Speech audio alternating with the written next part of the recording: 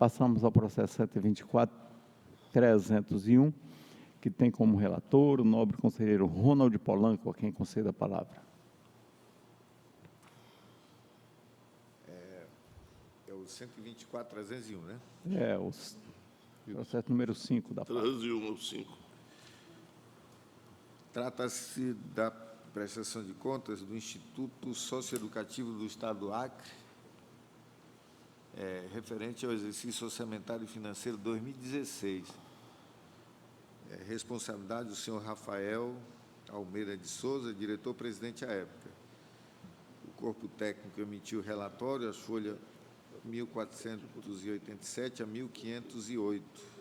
São 3 relatórios, citações, as folhas 1513 e 1516, respectivamente, dos então responsáveis a senhora Milvani Maria Martins de Lima, contadora, Renata Pacífico Cruz, responsável pelo controle interno, a Graciane Cavalcante, chefe da divisão financeira, e Rafael Almeida de Souza, o diretor-presidente. Citação também ocorrida do senhor Arthur Oliveira Magalhães, da divisão administrativa. Manifestação dos responsáveis, da Renata Pacífico Cruz, controle interno, da Graciane, da divisão financeira, e a contadora, e também do presidente, do diretor-presidente. O senhor Arthur de Oliveira Magalhães ficou inerte. Após a fase do contraditório, a terceira IGC apurou como pendentes de regularização, em relatório técnico complementar, irregularidades no tocante a contabilidade, ausência de inventários de bens imóveis e atos que violaram as normas de contratações públicas, ausência de parecer jurídico, adesões de atas sem a observância das formalidades mínimas, aquisições com valores superiores à ata aderida e aquisições em quantidades superiores à demanda comprovada, opinando, ao final, a área técnica pelo julgamento da prestação de conta como irregular. Devolução no valor de R$ 380.383,02 e aplicação de multas. Parecer ministerial, folha 1664 a 1673. É o relatório, senhor presidente. Com a palavra o Ministério Público para o seu pronunciamento. A prestação de contas em referência de responsabilidade do senhor Rafael Almeida de Souza, diretor-presidente, foi encaminhada a esta Corte de Contas tempestivamente em 28 de abril de 2017, cumprindo a resolução número 87/2013. Após a instrução processual, a análise técnica procedida constatou em seu desabono: 1. Não apresentação do inventário de bens imóveis, cujo valor registrado no balanço patrimonial é de R$ 20.632.001,82, descumprindo o item 16 do anexo 6 do Manual de Referência, anexo à Resolução TCE número 87/2013. 2. Ausência de justificativa, parecer jurídico e pesquisa de preços de mercado para demonstrar a vantajosidade em prorrogar os contratos número 71/2012 e 73/2014, descumprindo o artigo 57, parágrafo 2º da Lei 8666/93, artigo 14, parágrafos 3º e 4º, e da Instrução Normativa também da Controladoria Geral do Estado, número 001/2014, itens 3, 4 e 5 da Orientação Normativa CGE número 006/2014. 3. Adesão à ata de registro de preços número 017/2016 do IAPEM, que culminou na celebração do contrato número 021/2016, sem realização de pesquisa de preços de mercado e sem elaboração do termo de referência, descumprindo o artigo 15, parágrafo 7º, inciso 2, da Lei 8666/93, artigo 18, parágrafos 1º e 2º do Decreto Estadual número 5.967/2010 e os itens 4 e 5 da Orientação Normativa CGE número 08/2013. 4. Celebração do contrato número 021/2016 com preço unitário de R$ 338,33, maior que o valor da ata de registro de preços, número 017/2016, da qual o órgão pegou carona, que foi de R$ 206,39, causando um dano ao erário de R$ 380.383,02. Aquisição de colchões, no caso, 2.883 unidades, através do contrato 021, em quantidade muito superior ao número de internos indicados na justificativa para a contratação. Então, para 444 internos, 2.883 unidades de colchões, adquiridas com preço além do que estava registrado. Compulsão dos autos, verifica-se que foi apurada a emissão de empenhos posterior à realização da despesa em todos os contratos analisados, infringindo o artigo 60 da Lei Federal número 4.320/64, o item 6 da ON-CGE número 004/2011, além da falta de empenho e pagamento de despesas do exercício em análise, que foram empenhadas e pagas no exercício seguinte, como despesas de exercícios anteriores. Na análise da defesa, o corpo técnico considerou sanada tal irregularidade ante a justificativa dos gestores de que os empenhos eram realizados de forma ordinária, ou seja, o tipo de empenho ordinário são despesas de valores definidos que devem ser pagos numa única prestação, e que o empenho apresentado era o ordinário, não sendo realizado o empenho global, que por essa razão se apresentava posteriormente. A justificativa apresentada pelos responsáveis não se sustenta, eis que o empenho, por ser ordinário, não muda o fato de que este deve ser prévio à realização da despesa. Ademais, realizar a despesa antes do empenho pode comprometer, como efetivamente ocorreu, o equilíbrio financeiro do órgão, eis que estava assumindo compromissos sem a verificação de dotação orçamentária suficiente para arcar com os compromissos. E, de fato, ocorreu descontrole nas contas, pois no item 5.6 do relatório técnico inicial é informado o questionamento aos gestores sobre a razão de terem deixado despesas a serem empenhadas e pagas no exercício seguinte, tendo sido respondido que, abre aspas, não foi realizado por falta de orçamento e recurso financeiro, e que houve redução do repasse financeiro para a complementação do 12º mensal, tendo em vista que o valor previsto no orçamento anual não é suficiente para custear as despesas essenciais para o funcionamento dos centros socioeducativos da capital e do interior do Estado. Fecha aspas. Isso aqui foi respondido através do ofício. Pelos termos apresentados, fica claro que o gestor assumiu dívidas em quantidade muito superior ao que poderia, deixando um passivo sem empenho no valor de R$ 634.614,41, que foi empenhado posteriormente como despesas de exercícios anteriores, descumprindo a Constituição Federal, a Lei de Responsabilidade Fiscal e a Lei Federal número 4.320/64, comprometendo, inclusive, as finanças do exercício seguinte.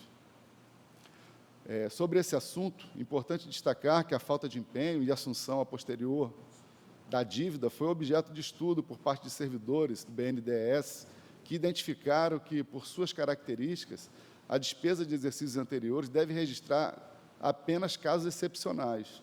No entanto, a habitualidade e a relevância financeira com que esse tipo de despesa vem sendo registrada sugerem que se trata de um artifício para influenciar positivamente os indicadores de resultados fiscais, distorcendo a realidade das contas públicas nos estados que deles se utilizam.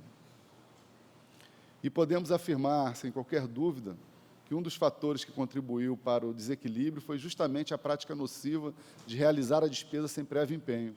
Eis que, com isso, o gestor não tinha controle sobre a sua disponibilidade orçamentária.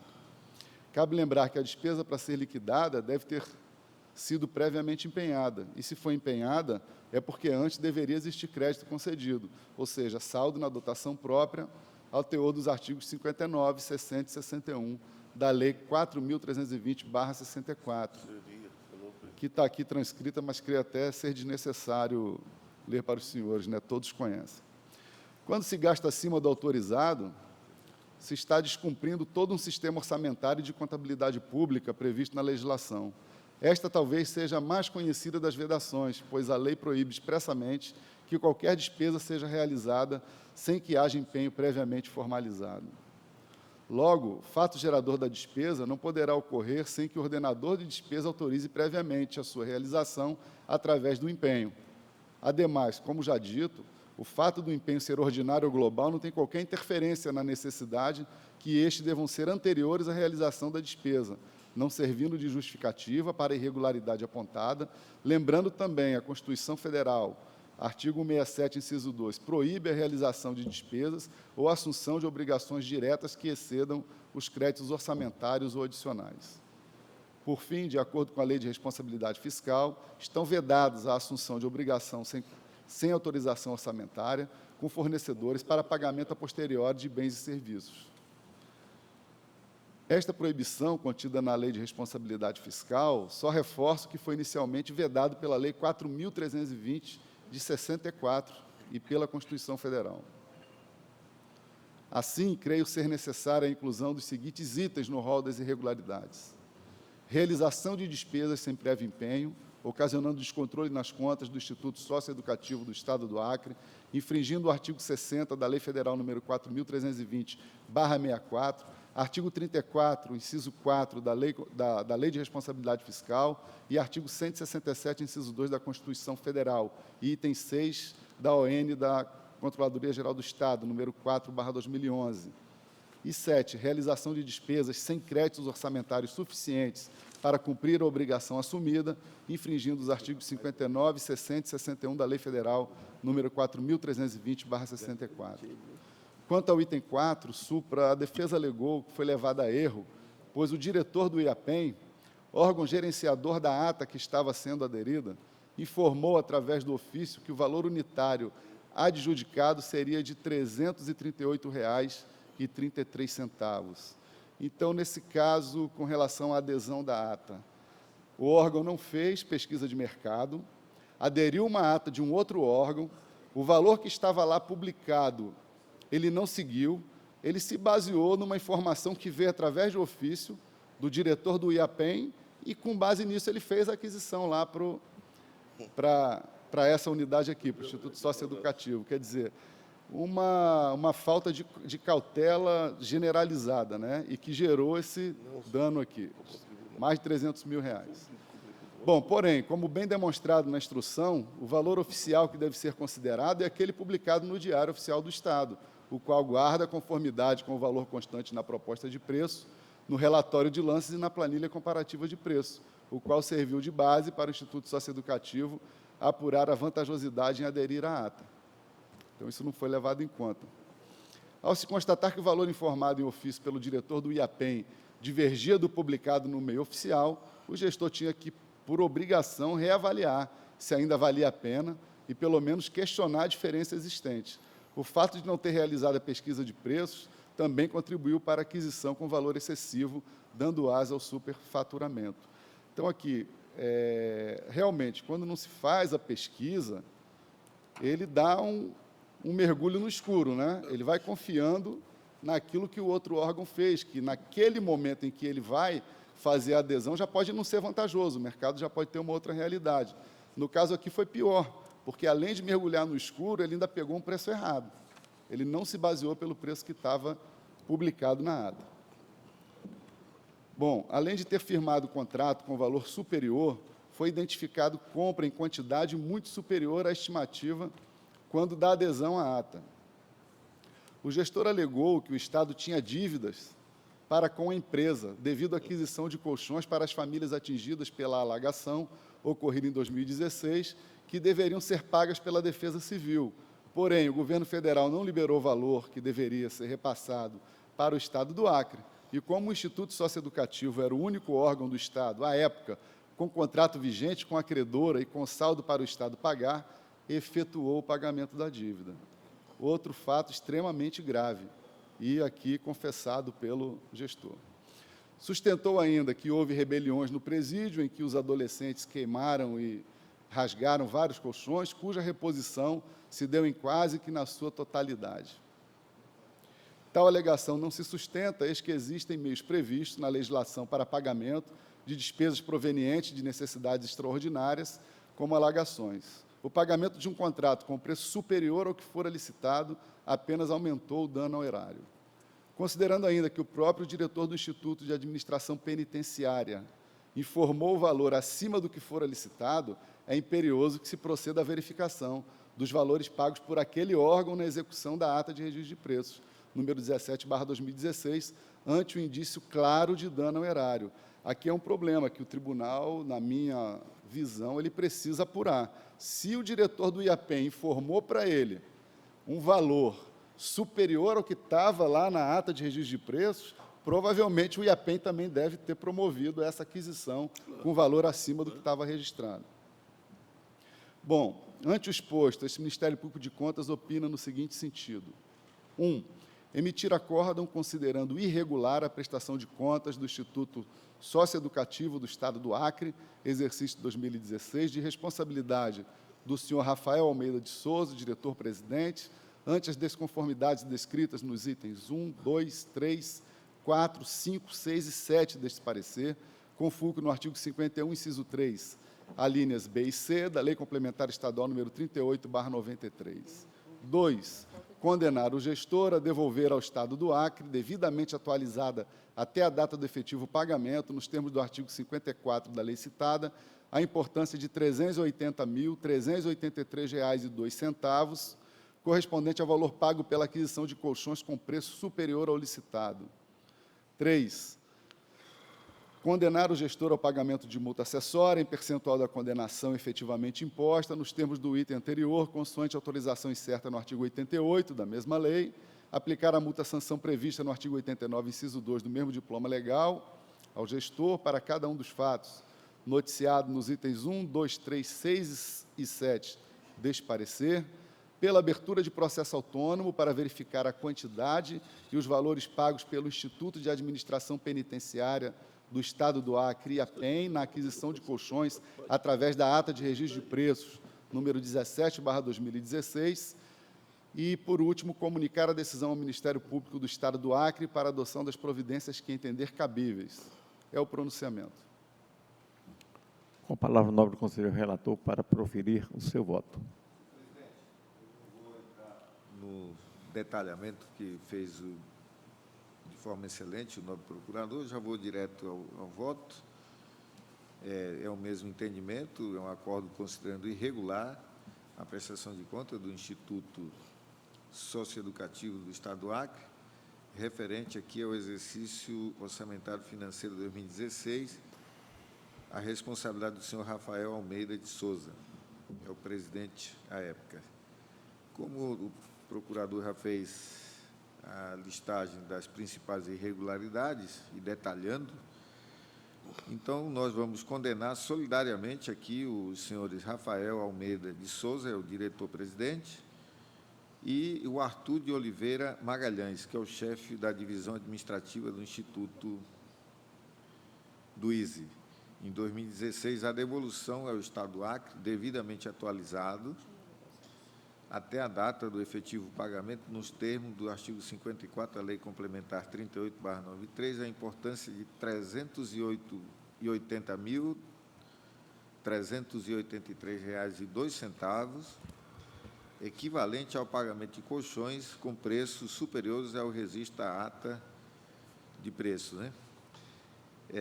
Condenar solidariamente também aqui os dois já citados, o presidente e o chefe da divisão administrativa, ao pagamento de multa acessória no valor de R$ 38.038,30. É aqui que é o equivalente aos 10% do valor a ser devolvido conforme o item anterior, né? Aqui com base nos termos do artigo 88 da Lei Complementar 38/93. E também condenar os dois, o senhor Rafael Almeida de Souza e o Arthur de Oliveira, ao pagamento de multa sanção no valor de R$ 3.570 para cada um, nos termos do artigo 89 da Lei Complementar 38, em face das irregularidades apontadas. É o mesmo entendimento ministerial pela abertura do processo autônomo para verificar a quantidade e os valores pagos pelo Instituto Socioeducativo na aquisição de 2.883 colchões no contrato 021-2016. Senhor presidente, nobre conselheira e conselheiro, eu não faço encaminhamento aqui, não é o entendimento total com o Ministério Público, de encaminhar para o Ministério Público do Estado do Acre. Não encaminho, mas respeito se tiver essa decisão do Pleno, aqui notificar os responsáveis do resultado do presente julgamento e, logo em seguida, pelo arquivamento dos autos. É o nosso voto. Em votação, conselheiro José Augusto. Excelência, eu acho que está muito bem feito o relatório, muito bem elaborado o voto, mas eu acho que tem um vício. Que é exatamente 2 condenados com uma citação só, falta o segundo citado. Eu sugiro que se transforme em diligência para retornar ao departamento para que faça a citação do segundo acusado e penalizado pelo nobre relator e aconselhado pelo Ministério Público por falta de citação. Houve citação? Para que se faça a citação do segundo. Não, só é citado um. Então, esse é o sem meu a voto pela citação, transformação não de tem diligência, como. no sentido que se não crie vício para que se Não. consiga assustar o presente feito. É o meu pensamento, Excelência. Não, ele foi citado, ele ficou inerte. Foi Ele não se citado? manifestou. Não está presente no outro. O Arthur, ele é citado e não se manifestou. defendeu. Excelência, cadê aqui na pauta a citação do cidadão? Na pauta, é. Aqui. Não existe, mas na pauta não está citado, mas Rafael no Almeida de processo Souza é citado. unicamente. No Então, processo continuo com a citado. minha, tratando de ajudá-lo nesse sentido.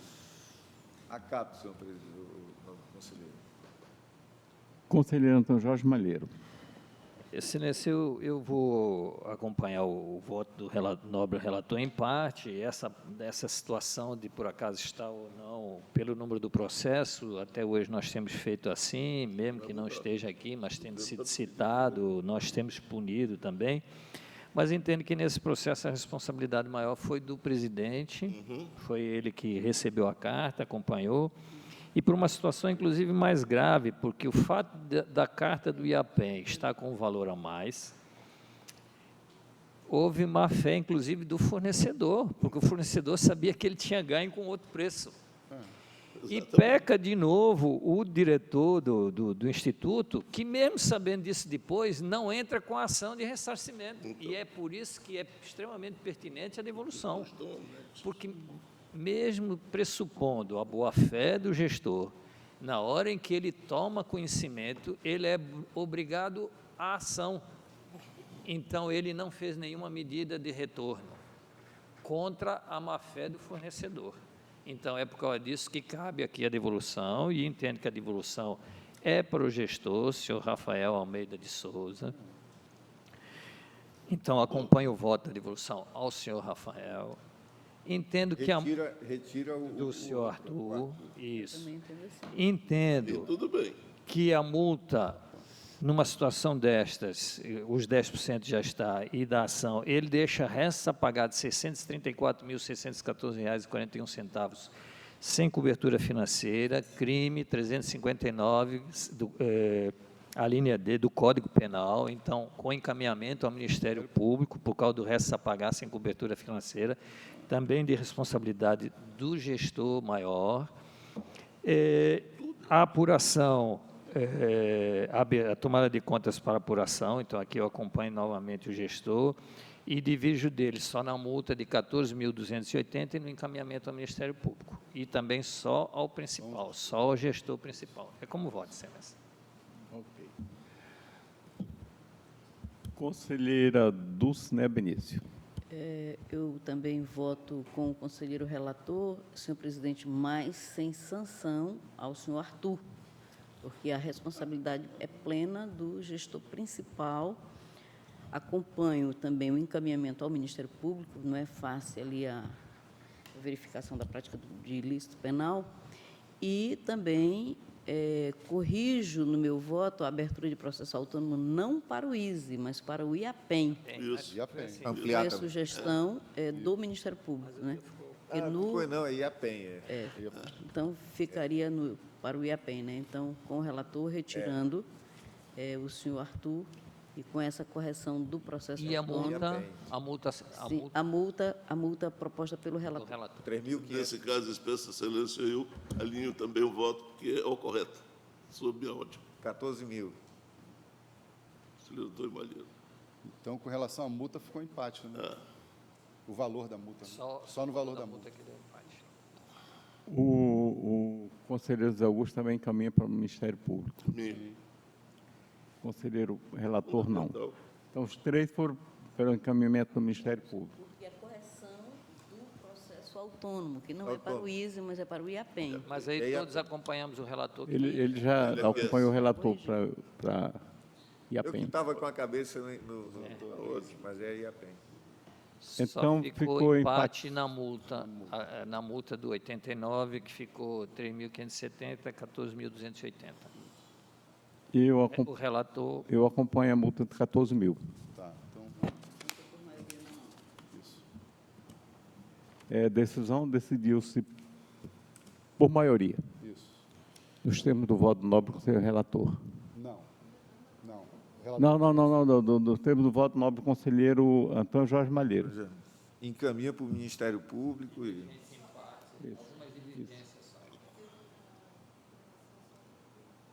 Isso.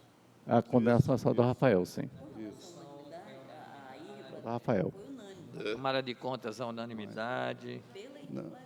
Mas eu acho assim, há uma diferença fundamental, porque o Foi relator ele unanimidade. queria colocar um outro gestor solidariamente e fazer o encaminhamento, né? Saiu esse Esse candidato. ponto é que Nós realmente divergimos. vocês divergiram.